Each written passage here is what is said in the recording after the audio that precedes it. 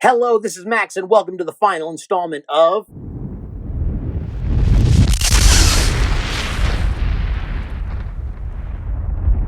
Earth Rocks.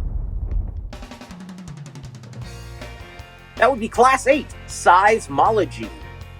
Let's jump right into it with our first activity, Lego liquefaction. Begin by passing out one Lego brick and a 10-ounce cup filled about halfway with sand. Insert the Lego vertically, one row of dots deep. Have the students lift the cup about an inch off the table, then drop it while giving it a little spin.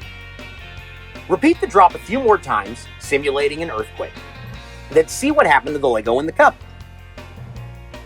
Now remove the Lego and pile the sand up on one side to create a hill. Insert the Lego the same as before with the dots facing downhill. Repeat the drop test and see what happens. Finally, remove the Lego brick one more time and flatten out the sand. Then hand out a pipette and a 2-ounce cup of water to each student. Have them pour the water into the cup of sand. Then use the pipette to drain off any excess water left on top.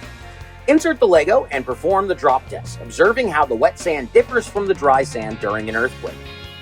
Throw out the wet sand cups and let's take a look at the spaghetti Richter scale.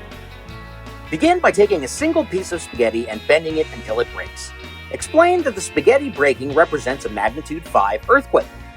Tell your students that the next step up on the Richter scale, a magnitude 6, is actually 32 times stronger than a magnitude 5, and ask if they can therefore figure out how many strands of spaghetti we will need to break for it to be considered a magnitude 6 quake. The answer is 32, but you and the students can then bend and flex until it breaks as well. The next step up, magnitude 7, would be 32 times stronger than that, so you can invite them to do the math, 1024, or just use the rest of the spaghetti to illustrate the point. Clean up all the spaghetti splinters and move on to the final activity, earthquake engineers. This activity is pretty straightforward.